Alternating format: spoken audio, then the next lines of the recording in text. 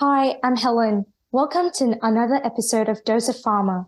Today, we're joined by Paul Wynne, who is the Center Manager and Principal Scientist at Medicine's Manufacturing Innovation Center, MMIC of Monash University, and also a government-appointed member of the Board of Directors at Racing Analytical Services Limited, RASL. We'll be discussing the opportunities and challenges of research in industry versus academia. So to begin with, Paul, would you please be able to tell us a bit about yourself, about what you do, and how you get to where you are today? Sure, Helen. Thanks for the invitation to speak to everybody today. My name is Paul Wynne. I'm the Centre Manager for the MMIC based out of Monash University at Parkville here in Melbourne, and also operating from a laboratory based at the Australian Synchrotron in Clayton. My current role is to liaise with the centre's clients from industry. They're clients that are looking for research services and support activities in the development of their new products or innovations. My career has really been almost entirely within industry. A lot of the companies I've worked for have been either not-for-profit or family-owned businesses. So not the conventional big business type industries. I've actually come full circle. I'm talking to you from an office in Monash's campus at Parkville at the moment. And many years ago, back in 1983, my first job out of university was in the same campus, working for the Institute of Drug Technology. So that was my starting position.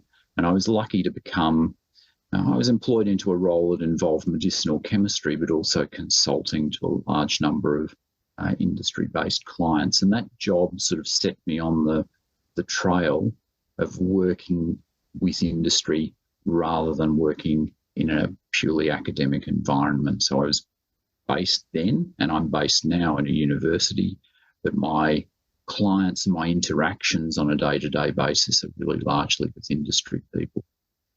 From IDT, I'll talk probably a little bit more about first job syndrome and becoming tired of the first job or developing itchy feet as we move on.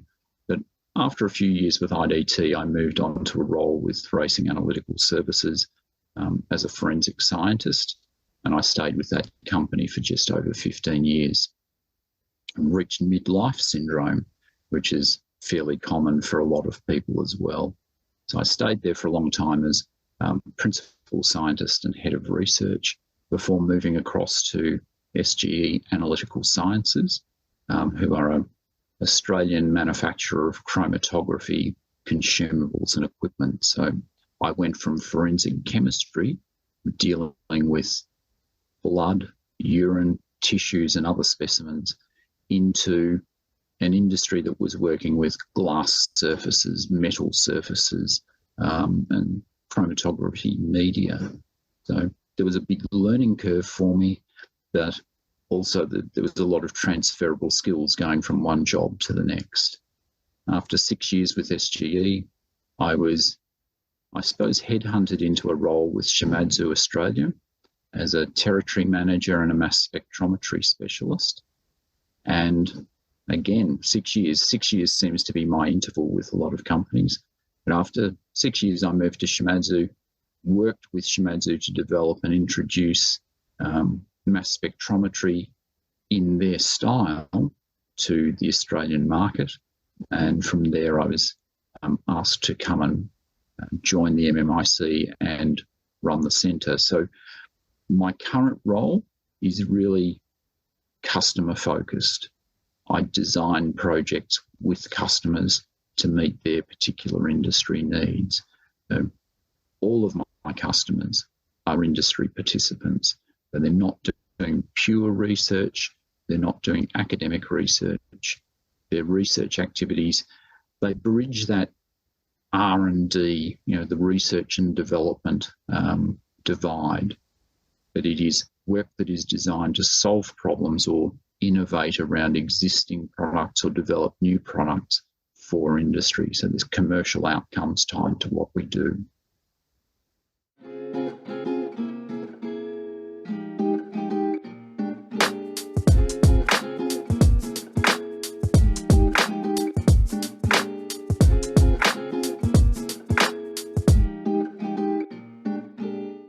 Wow, that's fantastic. It sounds like you've gained like a very broad knowledge because like your starting position was sort of like research, but in more like in academia and medicine or chemistry. And then you slowly moved into industry and doing forensic research and then like glass and services and then work for Shimitsu to do mass spectrometry. I just wanted to ask, like, what is the difference between research in academia and in industry? And then how was the transition look like when you moved from one to another? So was there any sort of like culture shock or anything that you find challenges for you? Look, I consider that I've always worked in research for industry. My educational background was from RMIT when it was still RMIT, not RMIT University, so I am that old. And the basis of the courses that were operating out of RMIT at the moment, I've studied applied chemistry, they were taught by people who had come from industry. And so the courses were very industrial in their thinking. I'm sure that shaped the way I think, and a lot of my early mentors were the academics, the head of department at RMIT, applied chemistry. I went from my undergraduate course, I was one of the first two students who was direct entry into the RMIT Master of Applied Science course in the applied chemistry discipline. Prior to myself and my colleague starting that course, the Master of Applied Science in that Institute of Technology environment was seen as a way for people to come from industry and achieve higher qualifications or more specialised training. So I was at the sort of time when the institutes of technology were undergoing something of a transformation. So have I ever been working on academic research? I suspect not. Because I am what most people would call an intellectual or a thinker, I spent a lot of my career in industry imagining that I was an academic and thinking I was in the wrong place. I think, well, here I am amongst all of these engineers who are working with molten glass, and I'm speaking like I'm straight from a university lecture theatre. I probably belong in a university. And it really wasn't until this most recent appointment where I've come back to a university environment with all the years of experience and knowledge of life in general that I've got and seen academic research happening and worked alongside academic researchers, that I had that watershed moment of realising I'm actually not an academic at all. I'm a thinker.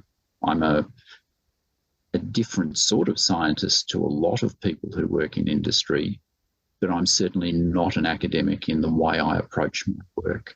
I'm actually an industry type researcher.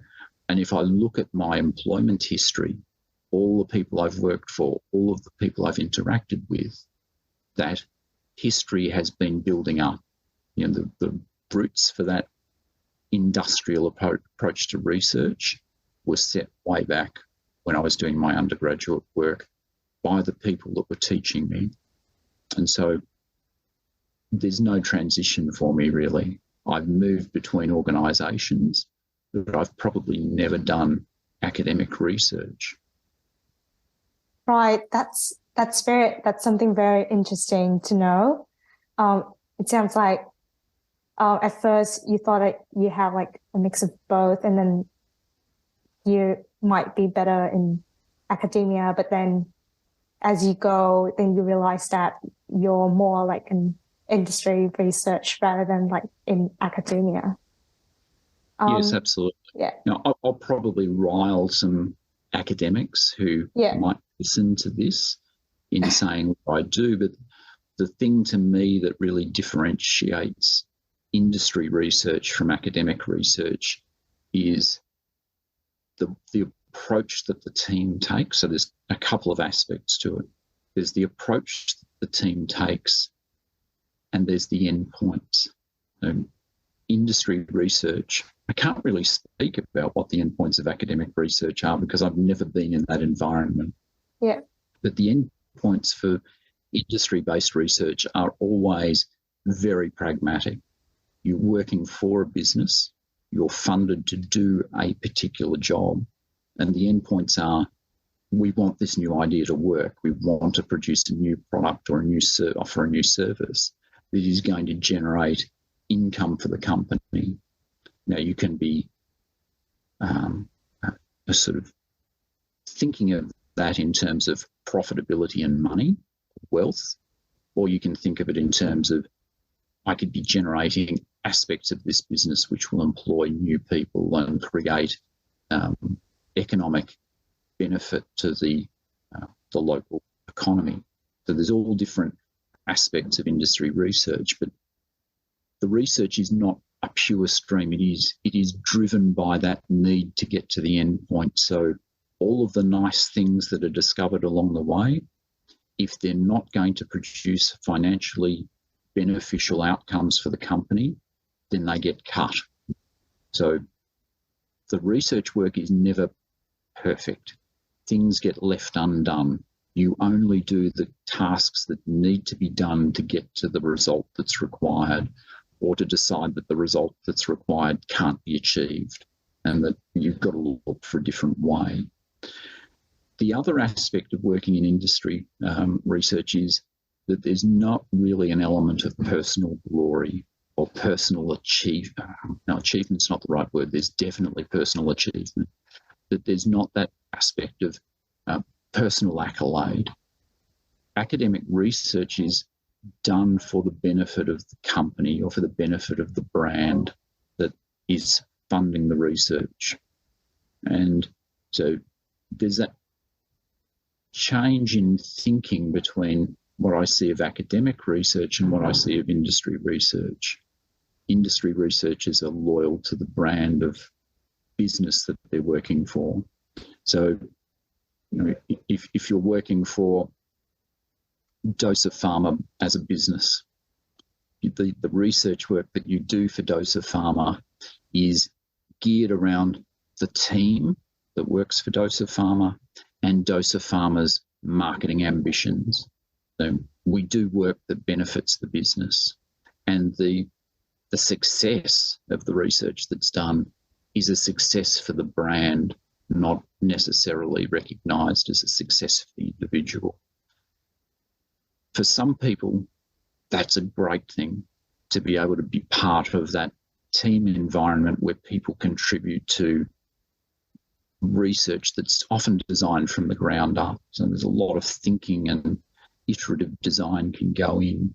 Engineers working with scientists, working with accountants, sales teams, business development people, all coming together to make a new idea or a new concept, something that is profitable. And those sort of communal or team efforts are not necessarily as well recognised or easy to see in academic research. Academic research will tend to be more driven by publications, personal recognition of academic achievement. So it's a far more combative environment. The combat in research for industry is company versus company or company versus market. It's not as much individual versus individual. And to me, that's a really pleasant environment to be working in. I'm not a combative person, so I don't want to be working where I'm guarding my research against my peers. I want to be collaborative. I want to share. And that's one of the joys I've had in working in research in industry. I'm surrounded by a team of people I can share with, and they can feed ideas into me. I can feed ideas back out to them. So that connection between individuals is really important as a driver for me working in industrial research. Right, absolutely agree. Just wondering, what was the thing that first drew your interest towards research and then later on research in industry? Yeah, I think one of the things that comes with age and experience, everybody, particularly in science, says, I want to do research. And I would challenge people who are saying, I want to do research. I've done my bachelor degree, or maybe I've worked on my higher qualification, or I'm enrolling in honours and have this ambition to go on. What I would challenge them to think about is, what is research? What is my personal definition of research? And the personal definition of research can change the way you describe research work. So, I talked just before about industry versus academia. That's from the perspective of my definition of research. And other people would say, well, Paul's definition is just not right. It doesn't fit with what I consider research to be. But I think what you've got to think about is, what is your definition of research? Why do you think it's so great? A lot of people consider that research is wonderful because there's no rules, or because it's not repetitive. And that's quite often just not the case. There are plenty of people that I've worked with, really, really smart people, excellent at what they do, that don't enjoy research work at all. They love quality control. Now, to me, I can personally think of nothing more horrific than going to work and doing quality control every day. But that's me. So that self-awareness that allows you to say, what is it that I actually enjoy doing, allows you to work out whether you are a research person. Research is more about the ability to work in an environment where you don't know the outcome. So there's a degree of risk. Perhaps you've got to break the rules. So if you're a rule follower, maybe you'd be better in marketing or quality, innovation, packaging, business development, things where the rules are perhaps easier to define. In research, there is really an emotional connection to the work that you're doing. So there's an element of it that is going home every night and thinking about it. It's constantly with you. It's a lived experience. I've often said that of people that do PhDs by research, I did PhD by research. We are the marathon runners of science. We're not special. We're just a different group of people. We're the ones that were prepared to take on a project because we wanted to and work on the same topic for 3.5 years, and to think about it every day to try and crack that problem. That for me is research. It's that drive to solve a problem. So it's not for everybody, and there's nothing wrong with it not being for everybody, because what's the point of doing research, particularly in industry, if you don't have that team of people around you that can realise the research that you've done? You can come up with the most wonderful of innovations, but if you don't have that team of engineers, manufacturing specialists, quality specialists, marketing teams, business development teams that can convert your innovation and idea into a product on the shelf or a service that can be marketed, then there is no purpose in having done what you did. There has to be someone that can then take that idea or that innovation and realise it into something useful. There's, I'm not taking away from pure research here. Research that is undertaken in an academic environment that is a quest for pure knowledge, that underpins all of the thought processes of every other researcher that works in that discipline. So that's also incredibly important. But I'm not a pure researcher. I love to think about pure research questions, but the things that really engage me in work are applied research. I like my research to generate solutions to problems or to generate new products or new ideas, things that are immediately useful. So that question around how do you know if you're right for research really comes down to thinking about what research is and whether you're the right sort of person to be wanting to do research. Right. So I guess that's all about your definition of what research really is. And then you have to have a really good understanding of yourself. And that reminds me of the piece that you wrote for the Australian Council of Graduate Research, in which you really emphasized the importance of understanding yourself and then the influences that continue to shape you. And so what has been important to you throughout your career, and what opportunities have these values influenced you to take on? Yeah, that article in the Australian Council of Graduate Research blog, I wrote that a couple of years ago. And it was, I guess, a story of discovery for me. It is me from the sort of nearing the end of my career, having the opportunity to reflect back and think about those things that I've probably always known were important, but have never really processed or spent time thinking about. And I'd say there's two key aspects to understanding yourself and being a good scientist. The first aspect is understanding your discipline. So, you know, I'm an applied chemistry graduate. My expertise is in chemistry.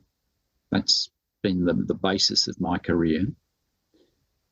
What makes me a good chemist in retrospect is not the ability to operate a particular instrument.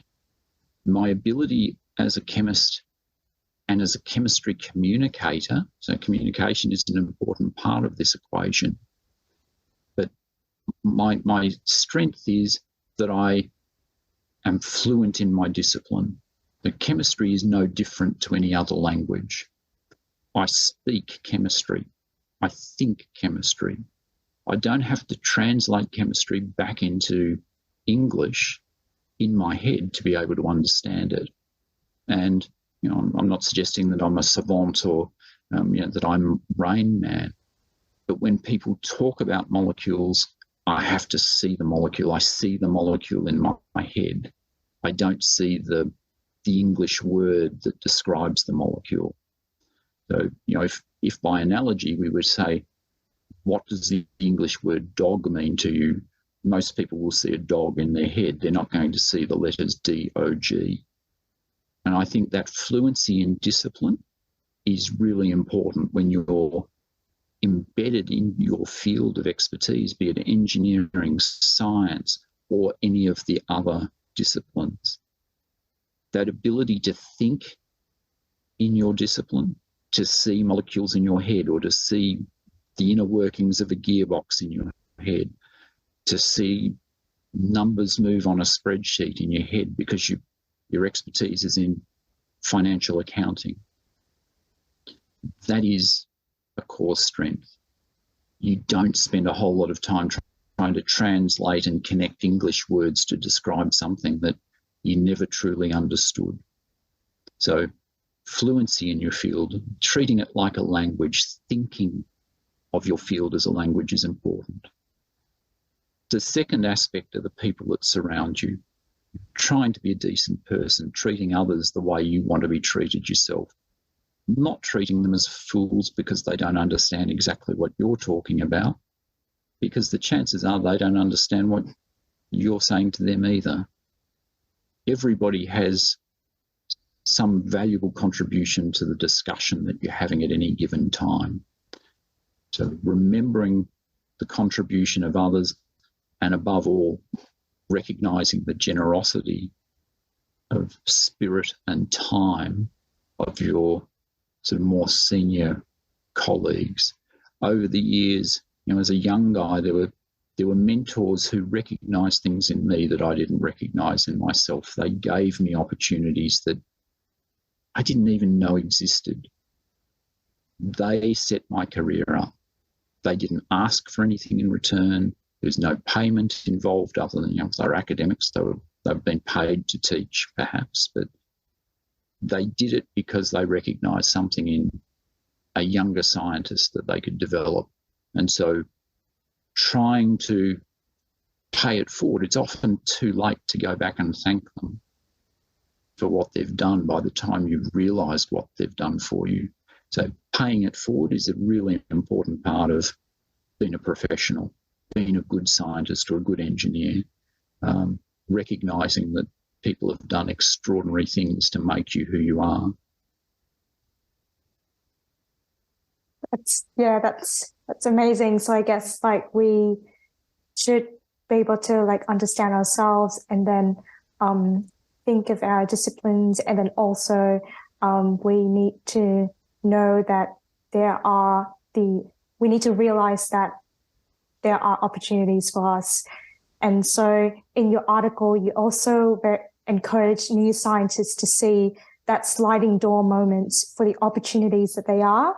And so how can students and graduates, they approach transitional steps in their career to ensure that they accept the opportunities that align with their values and then bring them closer to achieving their goals? Yeah, look, the sliding doors are really hard to see when you're living the moment. They're the sort of things that you can see in the rear vision mirror. And I would encourage everybody. I've stepped through a number of doors over my career, and the most important advice I can give to younger scientists, early career researchers and so on, the most important advice I can give you with the benefit of hindsight is when you're stepping through those doors, when you're going through a transition, make the step through the door something that is elegant. Make sure that you don't burn the bridges as you're going. It's quite easy in a moment of frustration, and I'll talk about why the frustration is there in a moment, but it's quite easy to leave a role and to be unpleasant about it, to do things in a way which is not nice, which leaves people feeling unhappy. That doesn't leave a good feeling long term. It doesn't allow you to reflect back on what you've achieved. You start to concentrate on the bad moment that you left the organisation rather than all of the good things that you did in that organisation.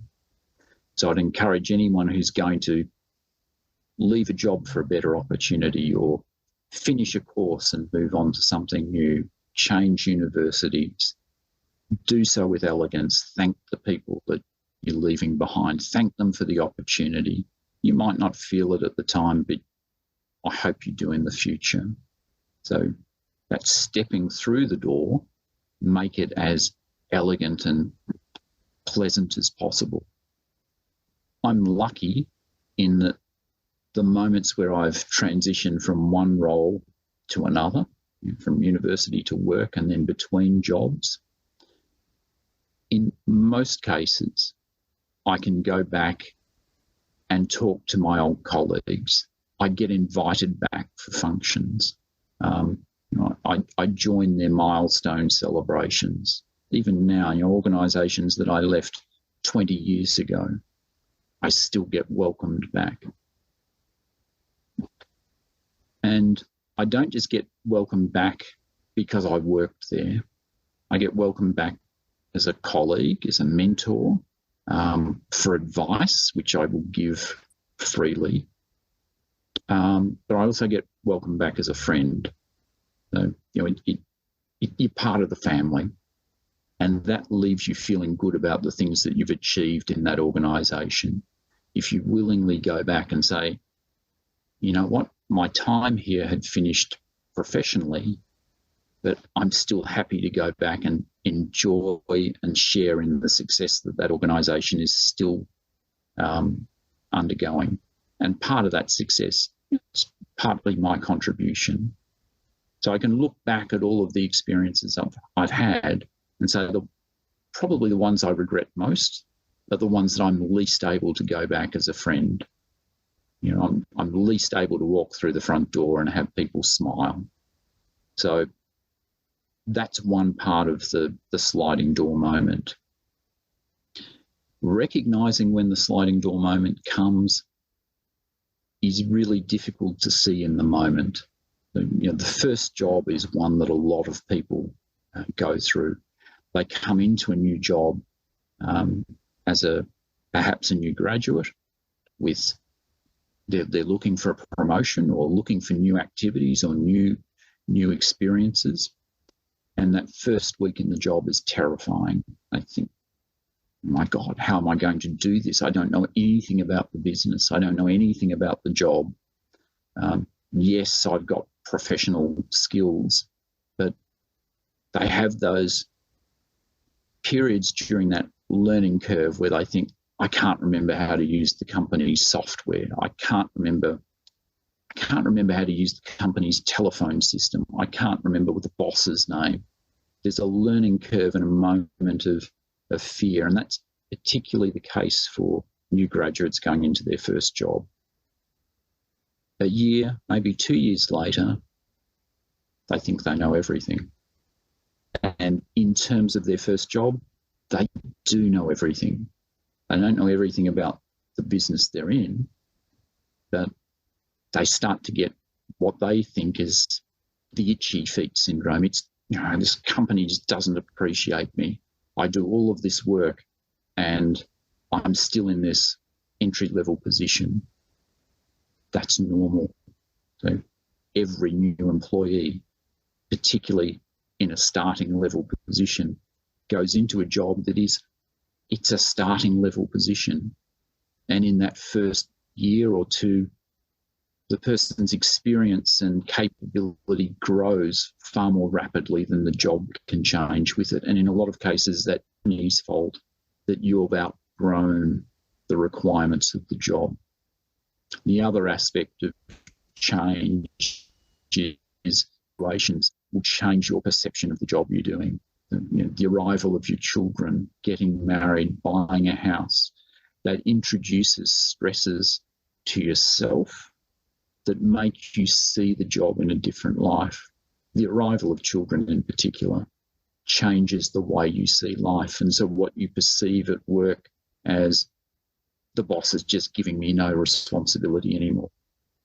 There's a good chance that the boss has said, Paul's got a new baby at home. I'm going to cut him some slack. I'm not going to expect so much of him. I'm not going to give him that really demanding task because I know from personal experience that he needs a little bit of space in his life to deal with what he's going through at home. And so being able to think about your work environment in that context, looking at the people that are making decisions for you and understanding that, you know, maybe a change of job isn't really necessary. Well, maybe it is. But if you're going to change, thank the person for cutting you that slack. Thank them for the opportunity that got you to the level where you're ready to make a career jump. It's not a hard process, but it's one that's hard to see when you're in the moment. The end of your career, when you're looking back, you can cringe at all the things that you did and you wish you hadn't done, the things you wish you'd never said. That's life.